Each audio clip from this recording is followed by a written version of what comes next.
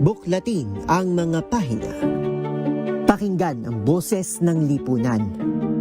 Tunghayan ang mga issue mula sa ibang katayuan. Nakakalungkot kasi deserve ba namin ng ganito? Na hindi nila alam kung ano talaga yung kanilang mga karapatan. Yung gobyerno, tinulungan nila yung kanilang magsasaka. Pinapatahimik tayong lahat using various laws. Through education, kayang-kaya nating baguhin yung ganitong klaseng pag-iisip. Isang kwento, iba't ibang anggulo. Dito, sa Point of View.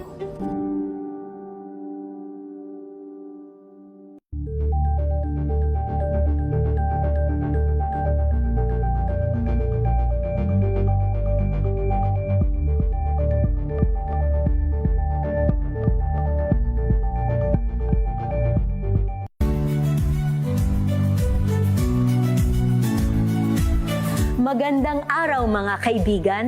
Ito po ang inyong balerina ng bayan, si Lisa Macuha Elizalde, na nag-aanyaya sa inyong samahan kami at ang aming mga espesyal na panauhin para sa kalahating oras ng masayang kwentuhan sa aming programang Art to Art, kung saan ang usapang sining at kultura ay para sa lahat. Huwag kaliligtaan, tuwing linggo, alas 3:30 ng hapon, dito lamang sa DZRH Radio, DZRH TV, at via online streaming.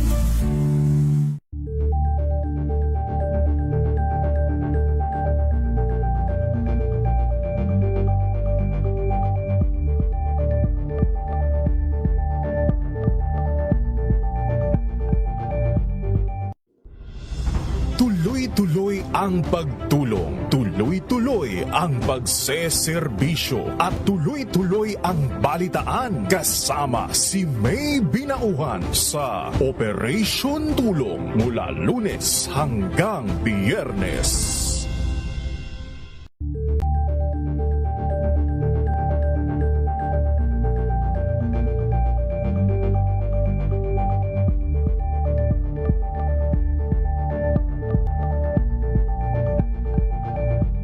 Tambalang Anthony Taberna at Jerry Baha ang gigising sa inyong umaga dahil lalatay ang humahagupit na diskusyon at komentaryo Lunes hanggang Biyernes sa 2x2.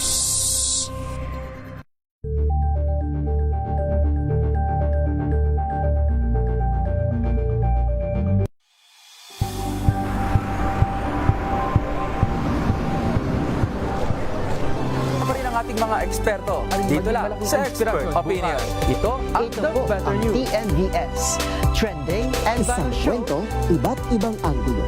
Dito, sa Point of View. Bawat pananagutan at itatalakayin dito sa Hoy. Bawal yan. Pilipino, dito lang sa DZRH, matchable entertainment and lifestyle. Ito ang MBC TV Network News. Una sa Pilipinas, una sa Pilipino.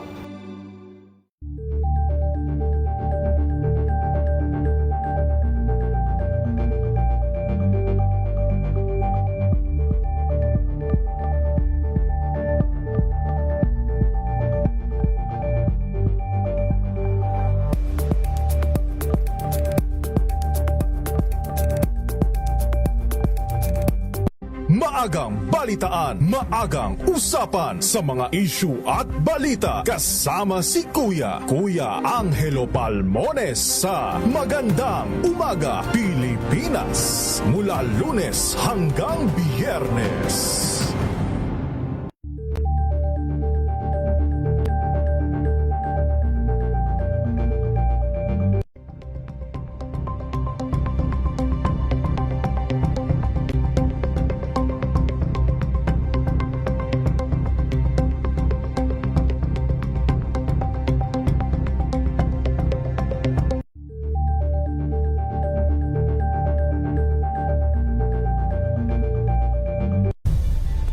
Nagsimula sa pangarap hanggang sa maabot ang tagumpay. Iba't ibang kwento, iba't ibang mukha ng atletang Pilipino. Mas pinatindi, mas pinalakas, at mas pinaaksyon sa Match Point tuwing Sabado, 12:30 ng tanghali sa DZRH TV.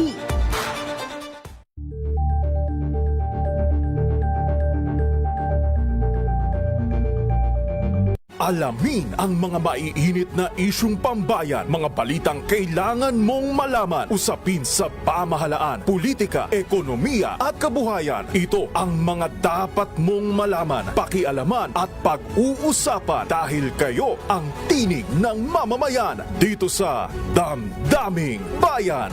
Live sa DZRH Radio, DZRH TV at DZRH Digital. Kasama sina Lakay, Deo Makalma at Elaine Apit. Araw-araw, Lunes hanggang Biyernes. Damdaming Bayan.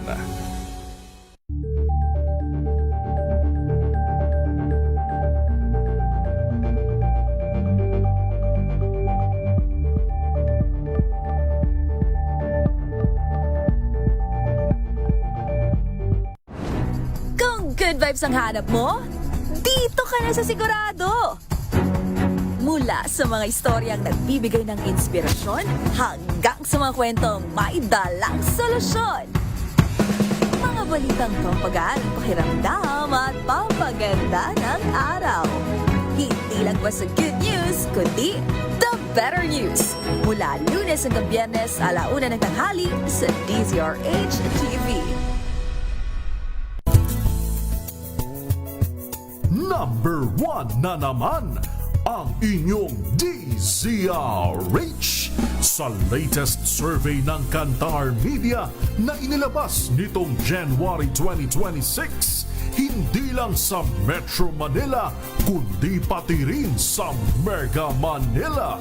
Patunay na DZRH lang ang inyong tunay at totoong pinagkakatiwalaan.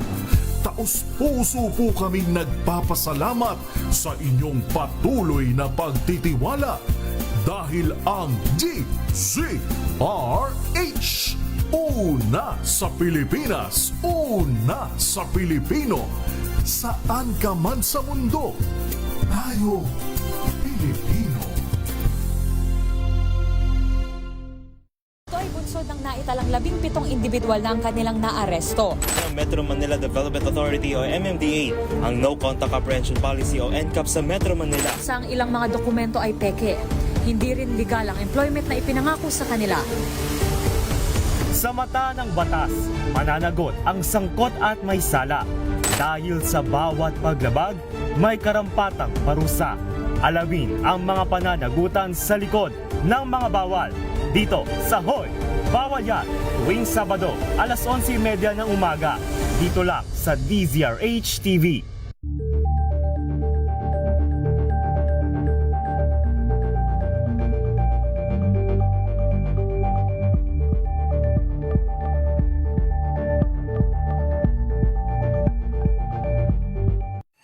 Mga balitang gigising sa inyong umaga. Mga balitang kailangan mong malaman. Mapapakinggan sa ACS Balita sa 2x2. Kasama sina Anthony Taberna at Jerry Baha. Lunes hanggang Biyernes.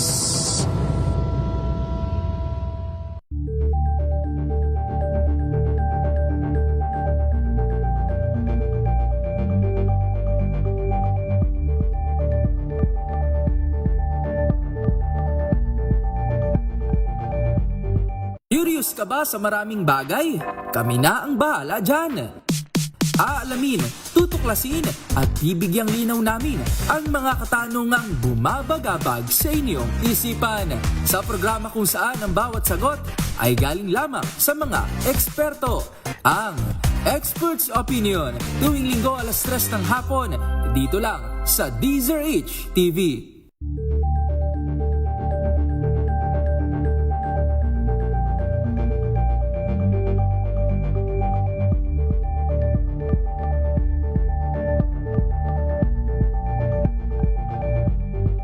We've got you covered. From the hottest hits, exclusive interviews, kilig to the bones fan meet experience, and hataw performances of your favorite stars. Saturdays, 12 noon, dito lang sa DZRH TV.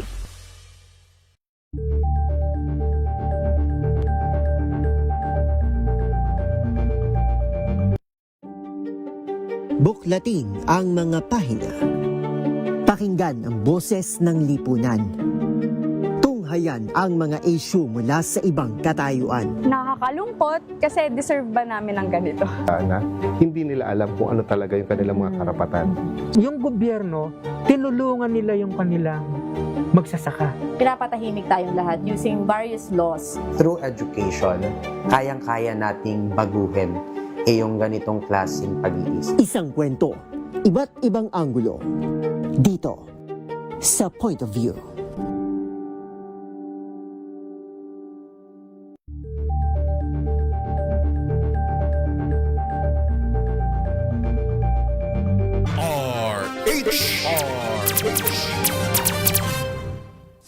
Ang mga running stories, the news that you are following will be yours tonight. Hatid ng DZRH TNT.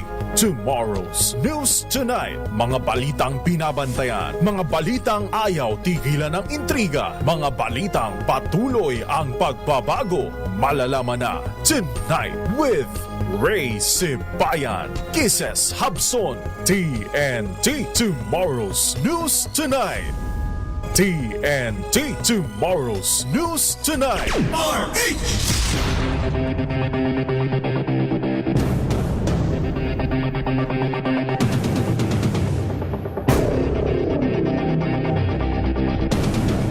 TNT. Tomorrow's News Tonight. Magandang gabi po Luzon, Visayas, Mindanao sa ating pong Tomorrow's News Tonight. Ngayon po gabing ito ng Martes, Abril 7, taong 2026. Sa ating pong headlines, presyo ng diesel, malaking posibilidad na pumalo sa 200 pesos kada litro ayon sa DOE. PNP, todo bantay sa supply ng petrolyo, full force ng batas ipatutupad.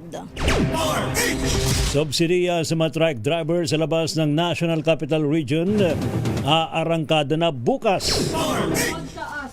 Pagtaas ng presyo ng mga bilihin mas bumilis sa noong Marso ayon sa PSA. Facebook page na nagpakalat ng fake news, kinasuhan ng PCO.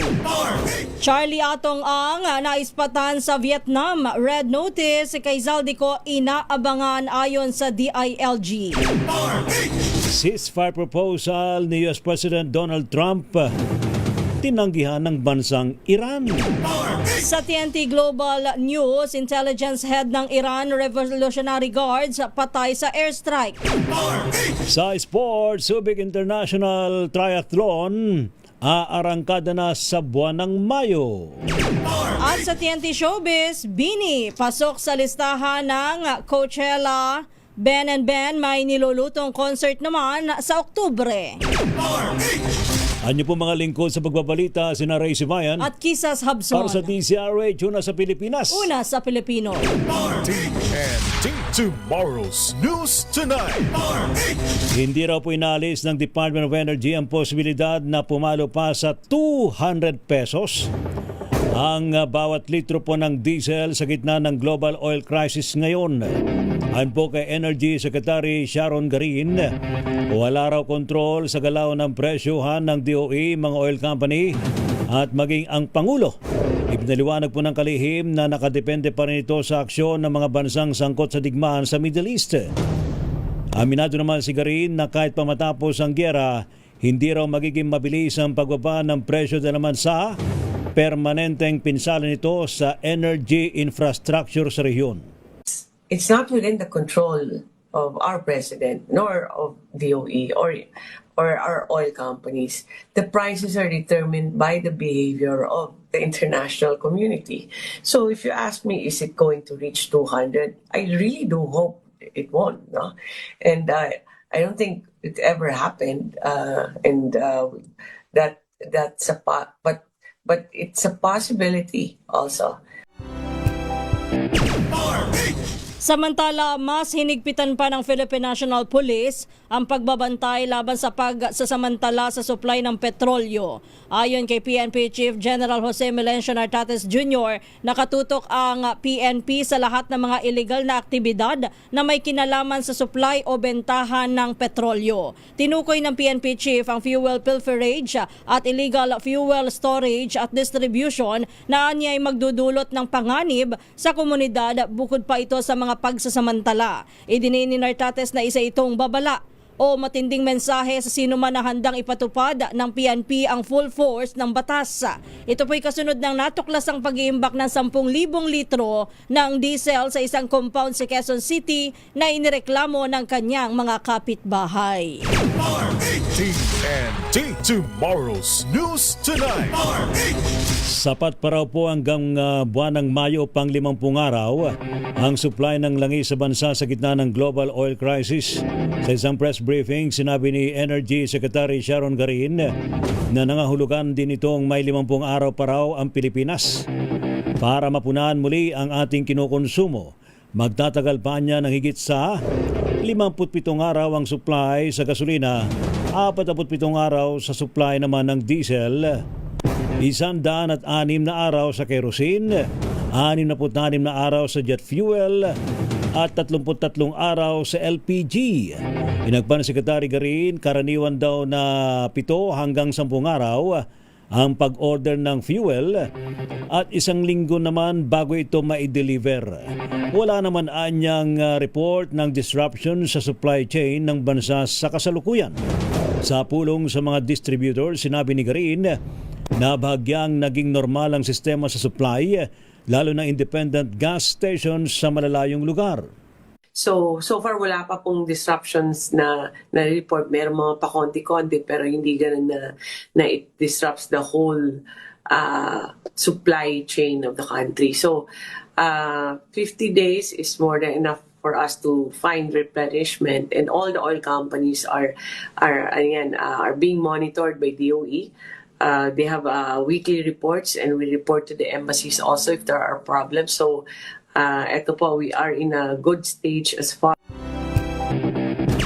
Samantala, tinitimbang ng mabuti ng pamahalaan ng hakbang hinggil sa pagbabawas ng buwis sa produktong petrolyo. Pahayag ito ng Malacanang sa gitna ng mga panawagan na agaran ng ibaba ang fuel excise tax dahil sa mataas na presyo ng langis, bunsod ng nagpapatuloy na gulo sa Middle East. Ayon kay Palace Press Officer Claire Castro, ang buwis ang itinuturing na lifeblood ng pamahalaan o pangunahing pinagkukunan ng pondo, kaya't hindi ito basta-basta maaaring bawasan nang walang konsiderasyon sa magiging epekto sa kita at mga programa ng gobyerno. Dagdag pa ni Castro, hindi rin kontrolado ng pamahalaan ang tinatawag na premium or risk costs sa presyo ng bilihin o ng langis dahil ito po ay itinatakda ng international traders at suppliers.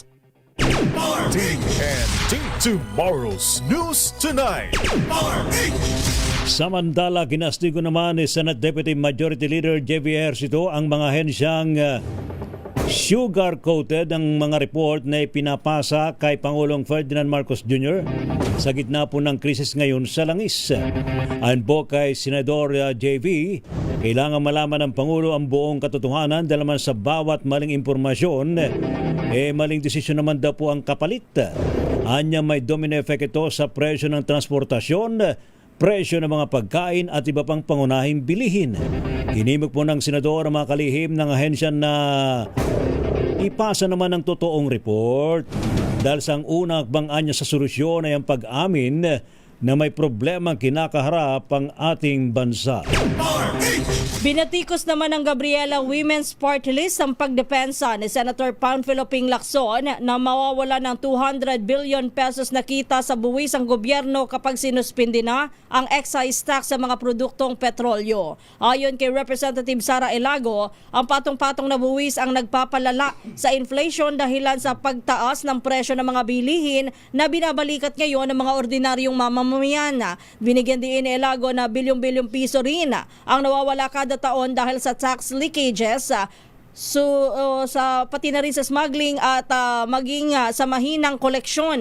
Ito anya ang dapat na ayusin ng pamahalaan sa halip na pasanin ng mga ordinaryong Pilipino ang patong-patong na buwis. Bukod dito, iginiit din po ni Elago na dapat ay buwisan ang top 15 wealthiest Filipino kung saan tinatayang makalilikom ang gobyerno ng 153.3 billion pesos. TNT Tomorrow's News Tonight. Samantala, kasado na raw ho bukas ang pagdinig naman ng Kamara para makahanap ng solusyon sa dinaranas na krisis sa langis bunsod ng tensyon sa gitnang silangan. Tatalakayin daw po ng 13 komite ang agaran at pangmatagalang makbang para maibsan ang epekto sa serye ng taas presyo ng petroleum products. Ang pagsasagawa ng pagdinig na pangunahan ni Marikina City Congressman Miro Kimbo ay alinsunod na rin sa direktiba ni House Speaker Faustino D. III. Inasang dadalo rito ang mga miyembro ng gabinete ni Pangulong Ferdinand Marcos Jr. maging mga opisyal ng iba't ibang ahensya ng pamahalaan. Ano pong sinabi ni Kimbo na layunin daw po ng pagdinig na makakuha ng kritikal na datos para sa mga gagawing panukala na tutugon sa dinaranas na krisis. Apektado na rin ang sigalot sa gitnang silangan at krisis sa langis ang supply ng gamot sa Pilipinas. Sa panayam sa programang Damdaming Bayan, sinabi ni Dr. Diana Edralin, presidente ng Pharmaceutical and Healthcare Association of the Philippines, na may mga naaantala ng delivery ng gamot dahil sa pagsasara ng Strait of Hormuz at may epekto na rin ang pagtaas ng presyo ng jet fuel sa presyohan ng shipment. Gayunpaman, ayon kay Dr. Edralin, kinakaya pang sagutin ng pharmaceutical companies ang mga ito kaya't hindi pa nagkakaroon ng taas presyo sa merkado ng gamot. Pero gate ng doktora, hindi ito sustainable kaya't kailangan pa rin ng tulong mula sa pamahalaan para matiyak na sasapat pa rin ang supply ng gamot sakaling tumagal pa ang gyera sa gitnang silangan. We are doing our best, at least yung members po ng PHAP, to absorb the cost impact on multiple fronts, mainly on the transportation. However, kailangan ho nating patuloy na makipag-partner po sa ating gobyerno para magkaroon po ng sustainable way or ng pangmatagalang solusyon. Kasi we're doing our best nga po na hindi magkaroon ng impact sa price. Pero wala pong kasiguraduhan gaano po katagal namin ma-absorb itong mga price na to. Si Dr. Diana Edralin, ang presidente ng PHAP. TNT Tomorrow's News Tonight. Samantala, kasado na raw po ang pagsisimula ng produksyon ng hybrid na mga sakyan sa Pilipinas sa pamagitan daw po ng Mitsubishi Motors. Ayon po kay Finance Secretary Frederick Go, natalakay yan sa pulong ni Pangulong Ferdinand Marcos Jr. kay Mitsubishi Executive Takao Kato sa Malacanang. Bate po sa plano, gagawa raw po ang kumpanya ng hybrid electric vehicle line sa kanilang planta sa may Santa Rosa, Laguna. Positibo naman ang pamahalaan na darating ang panahon na magiging regional hub ang bansa para sa green automotive technology. Marami ng tsuper ang napipilitang tumigil muna sa pamamasada dahil sa taas ng presyo ng diesel. Sa Baclaran, 50 na jeepney driver ang napuwersang tumigil sa pagbiyahe at ilan sa kanila ang namasukan na muna sa tracking at construction. Ayon kay Piston Pasay Secretary Marilyn Lapitan, plano na rin ng ilan sa mga kasamahan na umuwi sa probinsya ngunit hinihintay pa nila ang 5,000 pisong ayuda. Sa Pasig City naman, ramdam na rin ng mga commuter ang epekto ng serye ng mega oil price hike kahit na walang ipinatupad na taas pasahe. Mas kakaunti na ang bumabiyahe ng mga pampasaherong jeep kaya nagkukumpulan at naguunahan na ang mga commuter para lamang makasakay. TNT Tomorrow's News Tonight. Arangkada na raw bukas, Abril 8, ang pamahagi naman ng cash assistance ng DSWD para po sa mga tricycle drivers sa labas ng Metro Manila. Ayon po kay DSWD spokesperson Assistant Secretary Irene Dumlao, nasa 146 daw pong payout sites sa 121 lungsod sa buong bansa ang na-activate na ng kanilang mga regional field offices Katuwang po ang mga local government unit. Inasahan daw pong seserbisyuhan ng mga payout center ang higit sa 328,000 benepisyaryo sa ilalim ng pinalawak na programa ng gobyerno. Makatatanggap po ang bawat kwalipikadong driver ng 5,000 piso na tulong pinansyal para maibsan ang epekto ng sunod-sunod na pagtaas sa presyo ng produktong petrolyo. Eto, mapapasana all ka na lang. Tumaas pa sa 4,000 pesos ang matatanggap na arawang ayuda ng mga tsuper na kalahok sa libreng sakay program ng Maynila. Ayon kay Mayor Isko Moreno Dumagoso, ang karagdagang 500 piso sa dating 3,500 na ayuda ay tugon sa muling pagtaas ng presyo ng diesel na umabot na ngayon sa 18 pesos ang pagtaas nitong Martes. Patuloy naman na inaasahan na makikinabang ang libo-libong pasahero sa programa kasabay ng pagsuporta sa hanap buhay ng mga tsuper sa gitna ng pagtaas ng presyo ng produktong petrolyo. Samantala, batay sa datos ng Manila Traffic and Parking Bureau o MTPB, umabot na sa 174,000 pasahero ang natulungan ng libreng sakay simula pa noong simula ulit kahapon, April 6, 2026 at magpapatuloy pa hanggang bukas po, araw ng Miyerkules. TNT Tomorrow's News Tonight. Nagkilos protesta naman ng higit sa may 10 jeepney driver at ilang kasapi ng Pasayenos for Justice and Accountability sa Baclaran laban sa mega oil price hikes. Panawagan po nila na alisin na ang excise tax at 12% value-added tax sa langis, gayon din ang pagbuwag sa oil deregulation law at agaran ng ibigay ang 5,000 pisong ayuda. Kinuwestiyon ni MD Bahoda o Mabini Divisoria Baclaran Jeepney Operators Drivers Association President Eduardo Buelia ang naging kapabayaan naman ng gobyerno sa kanilang mga tsuper. Patay na niya ang kanilang kabuhayan at barya na lamang ang inuwi nila para sa mga pangailangan ng kanilang pamilya. Inagpanong ng naturang leader, naghahati-hati na lang daw sa krudo ang mga driver na naman sa halos 160 pesos na lamang o 160 pesos na po ang kada litro ng diesel. Sa ngayon, idiniin po ng Pangulo ng korupsyon sa gobyerno ang punot dulo ng kanilang paghihirap at ng mga ordinaryong mamayan. Yung iba hindi na bumabiyahe sapagkat wala na pong natin tira sa kanilang sinikita sa maghapon. Yung pong iba dyan, mga operator na lamang po ang bumabiyahe. Yung iba naman po, kagaya ko po, ako po ay nakikilabasan. Ang usapan namin dito mga kasama ay hati na lang po doon sa natira. Pagka nakapagkarga ng diesel at kung may natira po, yun po na lang ang pinaghahatian namin. Yung mga kasama, kaya yung iba po, hindi na po sila nakakabiyahe dahil sobrang nga po pagtaas ng diesel. Mga kasama, yun po sinasabi nila fuel subsidy na 5,000. Mayroon na po ba nakatanggap sa inyo? Bakit po ganon? Noong nakaraan pa po yan bago po magmahal na araw. Samantala sa iba pa nating mga balita, lalo pang bumilis ang pagtaas ng halaga ng mga pangunahing bilihin at serbisyo sa bansa noong Marso.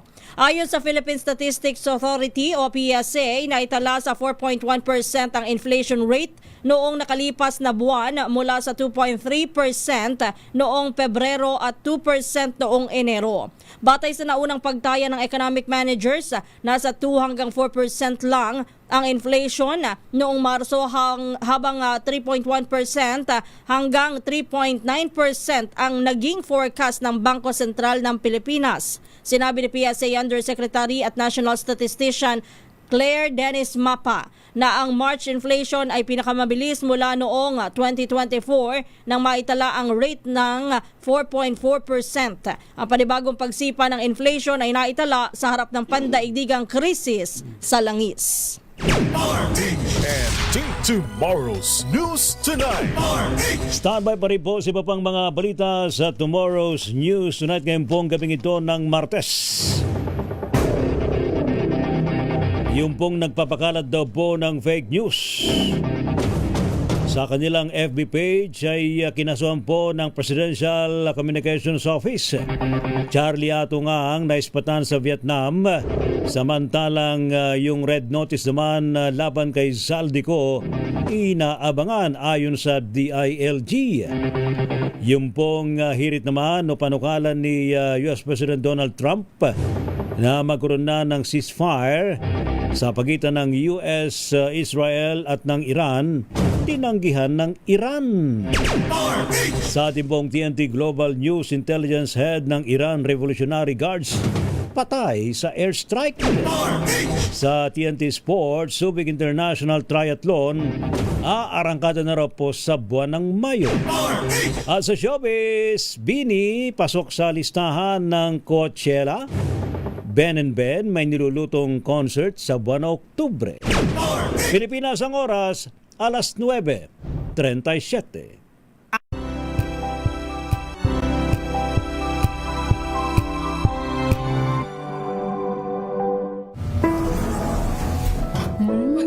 Amoy forever. Amoy LQ. Amoy New Caleb Berry Blooms. Amoy kala, amoy good vibes.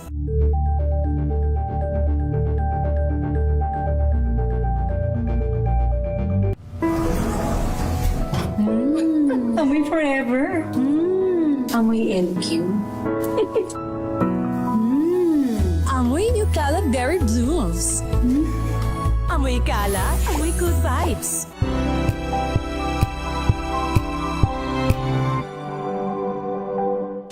Maulan man, no worries na amoy kulob ang damit. Charm Fab Con, bangong kumaka-bloom, tanggal amoy kulob sa bango ng Charm. Kaya gamit ko, Charm Fab Con with Bloom Fresh Technology. Kills 99.9% of kulob-causing bacteria.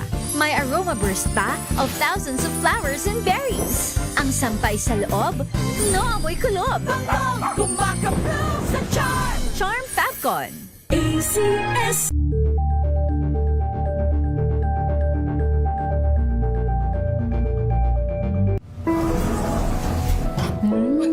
Amoy forever. Amoy LQ. Amoy New Caleb Berry Blooms. Amoy kala, amoy good vibes.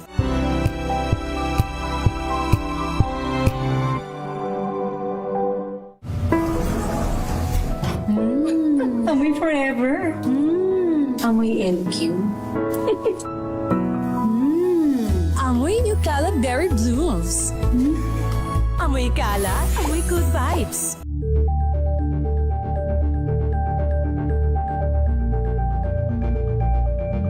Hello, Washi! Laundry day na naman! Yay! Anong meron? Mancha ng chocolate, putik, may libag pa! Kaya natin yan! With Pride Washing Machine Detergent, may triple stain-away formula. Tanggal ang makapit, madikit, at malupit na dumit mancha. Kaya easy-easy ang labada. Mula noon hanggang ngayon! All you need is pride. All you need is pride. ACS.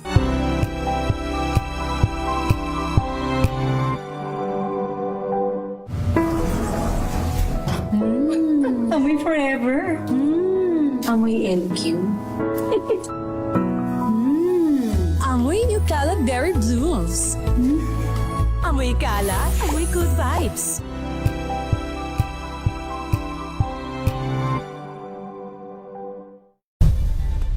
Nagsimula sa pangarap hanggang sa maabot ang tagumpay.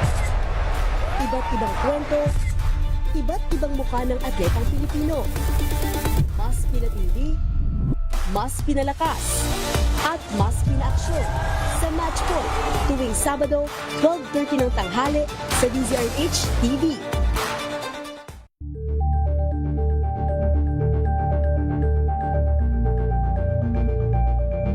Alamin ang mga maiinit na isyung pambayan, mga balitang kailangan mong malaman, usapin sa pamahalaan, politika, ekonomiya at kabuhayan. Ito ang mga dapat mong malaman, pakialaman at pag-uusapan dahil kayo ang tinig ng mamamayan dito sa Damdaming Bayan. Live sa DZRH Radio, DZRH TV at DZRH Digital. Kasama sina Lakay, Deo Macalma at Elaine Apit. Araw-araw, Lunes hanggang Biyernes. Damdaming Bayan.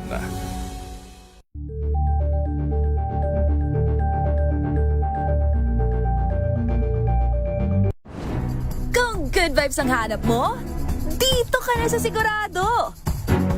Mula sa mga istoryang nagbibigay ng inspirasyon hanggang sa mga kwentong may dalang solusyon. Mga balitang pampagaan, pakiramdam at pampaganda ng araw. Hindi lang ba sa good news, kundi the better news. Mula Lunes hanggang Biyernes, 1:00 ng tanghali sa DZRH TV.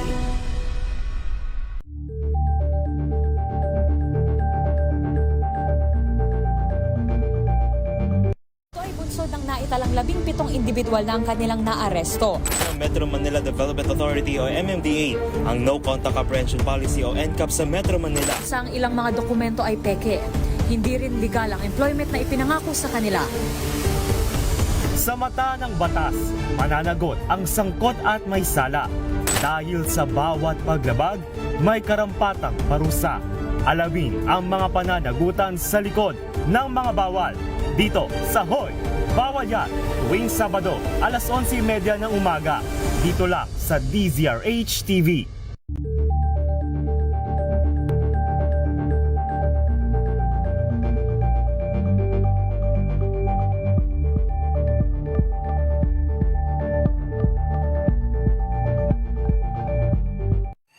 Mga balitang gigising sa inyong umaga. Mga balitang kailangan mong malaman. Mapapakinggan sa ACS Balita sa 2x2. Kasama sina Anthony Taberna at Jerry Baha. Lunes hanggang Biyernes.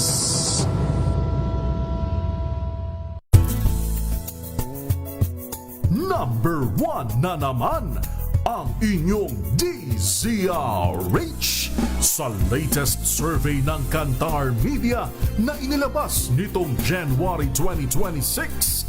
Hindi lang sa Metro Manila, kundi pati rin sa Mega Manila. Patunay na DZRH lang ang inyong tunay at totoong pinagkakatiwalaan. Taos-puso po kaming nagpapasalamat sa inyong... Po tayo mga kaibigan sa Tomorrow's News Tonight. Inyo pa rin po mga lingkod si Ray Sibayan. At Kisas Hubson. Para sa DZRH, una sa Pilipinas. Una sa Pilipino. Atin mo nang alamin ang update mula sa southern area ng Metro Manila. Southern PD, may bago na raw pong direktor ba? Ating alamin sa report ni Noche Cagas. Noche. Lakay Ray at Kises, formal nang umupo bilang acting director ng Southern Police District si Police Colonel Glenn Oliver Cinco. Isinalin ni outgoing Director Brigadier General Randy Arceo ang leadership na uupo naman bilang Deputy Regional Director for Administration ng National Capital Region Police Office o NCRPO DRDA. Laman ng kanyang talumpati o talumpati ni Arceo ang mga nagawa sa SPD, pinagting ng mga operation laban sa kriminalidad, patuloy na police visibility at pinalakas na pagsisikap sa kaligtasan ng publiko na isinigawa sa pamamagitan ng mga koordinadong operasyon sa lansangan. Malugod na tinanggap naman ni Police Colonel Cinco at inatasan niya ang lahat ng tauhan na panatilihin ang patuloy na mga inisyatibo, panindigan ang disiplina at tiyaking manatili ang presensya para sa proteksyon at kaligtasan ng publiko. Pinangunahan kanina ni NCRPO Chief Major General Anthony Aberin ang turnover of command na ginanap sa Southern Police District Headquarters sa lungsod ng Taguig. Samantala, kay Ray at Kisses, ay nagsimula na rin itong Oplan ng Galugan, o SPD-wide operation ng Southern Police District. Tatlong syudad ngayon ang nagsasagawa ng simultaneous anti-criminality law enforcement operation o SACLEO. Ito ay ang Pasay, Parañaque at Las Piñas City. Sinuyod ng kapulisan itong mga bawat iskinita doon sa mga reported na mga pasaway ng mga kabataan, lalong-lalo na yung mga minor de edad, at mamaya 10 p.m. ay curfew hours naman para sa mga minors. Itong kanilang operasyon ay panguhuli ng mga half-naked o yung walang damit pang itaas sa mga kalalakihan. Topless. Tapos yung mga nagiinom naman sa public places. Matagal na rin naman talagang ordinansya yan na Lakay Ray. At ngayon lang muling binuhay. Mahigpit na ipatutupad ngayon. Mahigpit. Mahigpit na ipatutupad.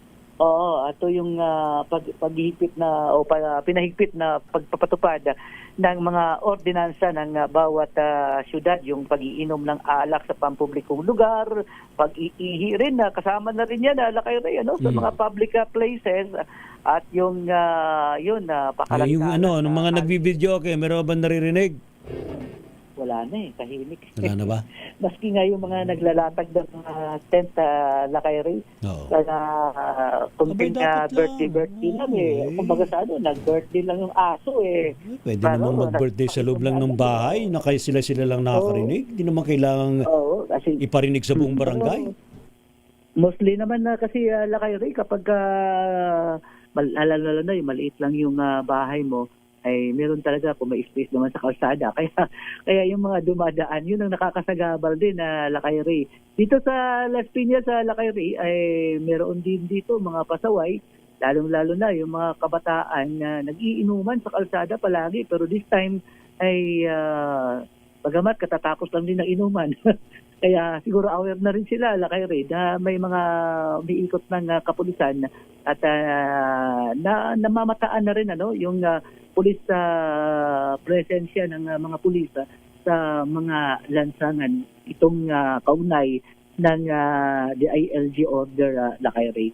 So sana magtuloy-tuloy ito, Lakay Ray, at umaasa yung ating mga kababayan na magtuloy-tuloy at hindi ningas ugon. Baka 1 to 2 weeks after nun, wala na. Dapat huwag naman maging ningas kugon. Correct. Yes, sana. Yun ang inaasahan ng ating mga kababayan na Lakay Ray at Kisses, na kung gusto talagang mapanatili ang peace and order diyan sa lugar, ay dapat ang pulis talaga laging mag-iikot at mahigpit na ipatupad yung mga city ordinances sa Lakay Ray.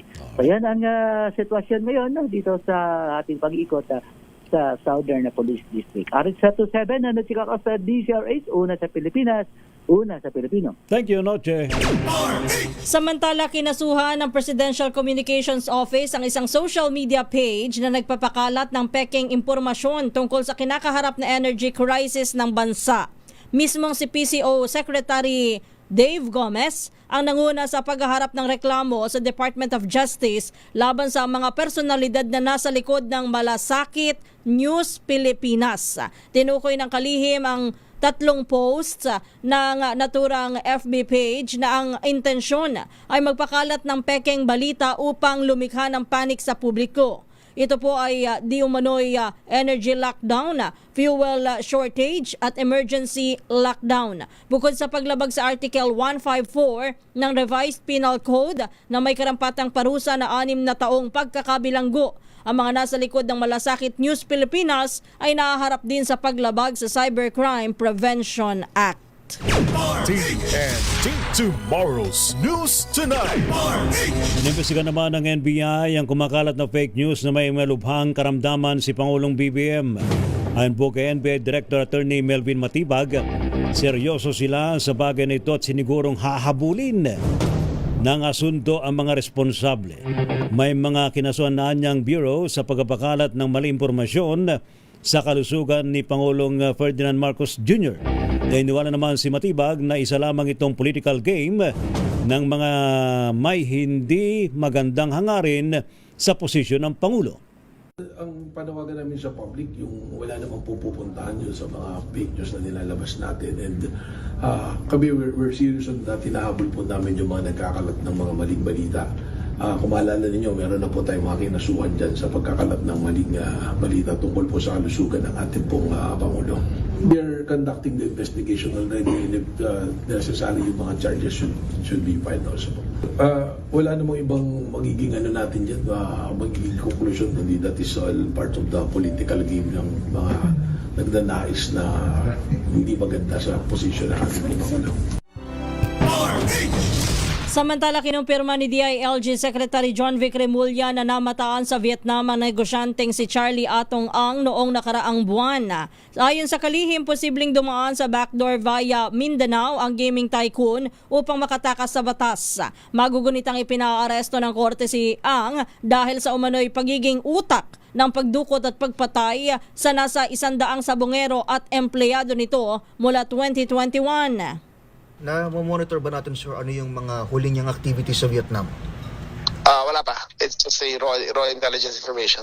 Pero sir, na-establish ba natin kung nanggaling siya sa Cambodia talaga or talaga? Well, again, wala kasi nga amin dyan eh, di ba? Walang, in the underworld, they don't leave any fingerprints behind. So, these are intelligence reports that we are validating and we continue to validate para makita natin talaga. Samantala, sinimulan na ng pamahalaan ng Pilipinas ang informal na back channel talk sa Vietnam upang maberipika ang lokasyon ni Ang. Nagsumite naman ng NBI ng follow-up letter sa International Criminal Police Organization o Interpol para sa kahilingan na red notice laban naman kay dating Congressman Zaldico. Ayon po kay NBI Director Attorney Melvin Matibag, umasa naman silang sasagot ng Interpol sa ikalawang liham ng Bureau. Nasa kanila na niyang bola kung at kailan ito mag-i-issue ng red notice laban kay Ko.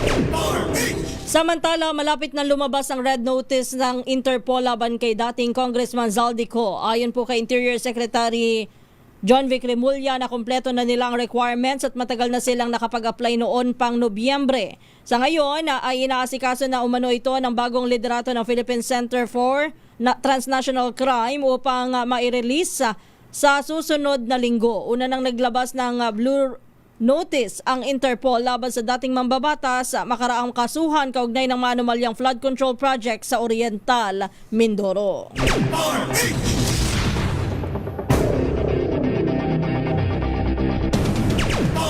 Samantala, itinasama ng Pag-asang banta ng mapanganib na heat index sa Occidental Mindoro at Iloilo ngayong pong araw na ito ng Martes. Sa ginawang forecast ng Pag-asa, maaari daw umabot ng hanggang 42 degrees Celsius ang init factor sa dalawang nabanggit na probinsya. Nitong Sabado de Gloria, Abril 4, pumalo po sa 46 degrees Celsius ang heat index sa Iloilo. Samantala, ang damang init naman sa Metro Manila ngayong Martes ay posibleng umabot daw po ng 38 hanggang 39 degrees Celsius. Tinanggihan ng Iran ang proposal ng Amerika mula sa inisyatibo ng Pakistan na agad na magpairal ng tigil putukan sa gitnang silangan. Hindi din pumayag ang Iran sa apela na muling buksan ang Strait of Hormuz kahit pa nagtakda ng ultimatum si US President Donald Trump.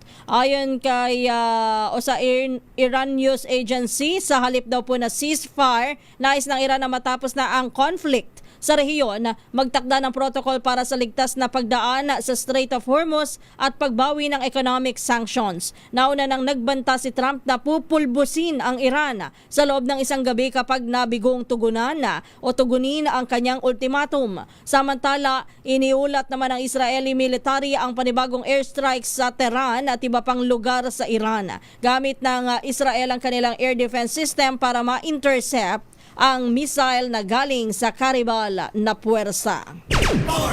TNT Top News Trending Worldwide. Samantala naman sa pong TNT Global News, Intelligence Head ng Iran Revolutionary Guards abay patay daw po sa airstrike. Report mula kay Wina Pearl Hesoro. Miss Wina. Patay ang pinuno ng intelligence ng Islamic Revolutionary Guard Corps sa Iran matapos ang isang pag-atake nitong Lunes. Ayon sa ulat ng media sa Iran, kinilala ang biktima na si Mahid Kademi na umano'y nasawi sa tinawag na terrorist attack na isinisisi ng Iran sa Estados Unidos at Israel. Si Kademi ang pinakabagong mataas na opisyal na nasawi sa serya ng airstrike ng US at Israel at siya'y naging pinuno ng intelligence noong 2025 matapos ding masawi ang kanyang sinundana sa kaparehong pag-atake. Matagal lang nagsilbi si Kademi sa larangan ng intelligence at kontra-espiya sa Iran at humawak din ng mataas na posisyon sa Defense Ministry. Para sa TNT Global News, ito si Wina Palesoro ng DZRH. Una sa Pilipinas, una sa Pilipino. TNT Sports and Games. O bago sa ating sports, laki tayo ho'y nakikiramay dun sa sa Pinay na panibagong kaso po ng namatay dun sa missile attack sa may Haifa, Israel. Kasama ang kanyang Israel national husband at ang mga parent-in-law. Ano ba yan? Nakikiramay po tayo. Sa ating sports, Subic International Triathlon na aarangkada na sa buwan ng Mayo. Ibalita mo yan, Kyle Bulyas. Kasado na sa darating na Mayo ang Subic International Triathlon o Subit. Gaganapin ito sa Subic Bay Freeport Zone sa Zambales sa darating na May 2 at 3 kung saan inaasahang lalahukan nito ng iba't ibang mga atleta mula sa 20 bansa sa buong mundo. Ito ang pinakamatanda at matagal na standard distance race sa buong Southeast Asia. Tampok dito ang iba't ibang kategorya tulad ng Elite at Junior Elite, Super Tri-Kids, Youth Super Sprint, Sprint at Standard Race. Nakasalalay sa 2 araw na kompetisyon ang ranking points para naman sa Asia Triathlon at World Triathlon standings. Katuwang naman sa naturang karera ang Triathlon Philippines at ang Subic Bay Metropolitan Authority. Para sa TNT Sports, ito si Kyle Bulyas ng DZRH. Una sa Pilipinas, una sa Pilipino. sa ating showbiz, itong tungkol kay Sa Bini. Sa Bini. Yeah. Abay, pasok daw po. Pasok sa listahan ng Coachella. Ben and Ben, mayroon daw hong nilulutong concert sa Oktubre. Favorite. Mula kay Don Carlos Don. Nakahandang painitin ng Nations Girl Group na Bini ang Coachella sa darating na Biyernes. Sa inalabas na lineup ng Coachella, kasama ng Bini na mag-perform ang iba pang international artists na sina Central C, Blood Orange, Atal Kane, Moby at marami pang iba. Sa pagtatanghal ng naturang grupo, gagawa sila ng kasaysayan sa Pilipinas bilang kauna-unang Pinoy girl group na mag-perform dito. Samantala, inanunsyo na rin ng Netflix na ipalalabas na sa April 10 ng Bini docu-series kung saan tampok ang kanilang naging journey. Sa iba pang balita, kasado na ang Saranggola The Concert ng Ben and Ben sa October 2, 2026. Sa ginawang anunsyo ng Ben and Ben sa Instagram, maraming fans ang natuwa dahil sa wakas muling magdaraos ng concert ang naturang grupo.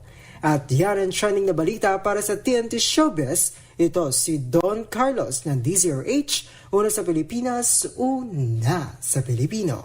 Thank you, Don Carlos. TNT Tomorrow's News Tonight. Salamat po sa matumutok po sa ating balitaan sa Tomorrow's News Tonight. Thank you sa buong person ng DZRH News Team. Nanay Carmen, magandang gabi sa iyo. And kay Mami Emmy. Sa lahat po ng mga kababayan natin, kumusta na kayo? Nakakahinga pa ba kayo? Sa isipin sa sobrang taas ng mga bilihin. Oo nga, domino effect eh. Tumaas ang presyo ng petrolyo, taas din ang presyo ng mga bilihin. Kaya kapag sinasabi ng DTI na hindi tumataas ang bilihin, nako! Malabo yan kasi kung ang nandoloko lang ang DTI. Kung ang LPG ay tumaas, hindi malabong yung mga, kahit yung mga pagkain sa karinderya, tataas yan eh. Talaga naman, Thank you sa ating mga kasamahan sa DZRH Radio, Television, sa ating digital, at maging sa DZRH Malanday Transmitter. Ano po mga lingkod, si Ray Sibayan at Kisas Habson. Para sa DZRH, una sa Pilipinas. Una sa Pilipino. Pilipinas ang oras sakto, alas 10 ng gabi.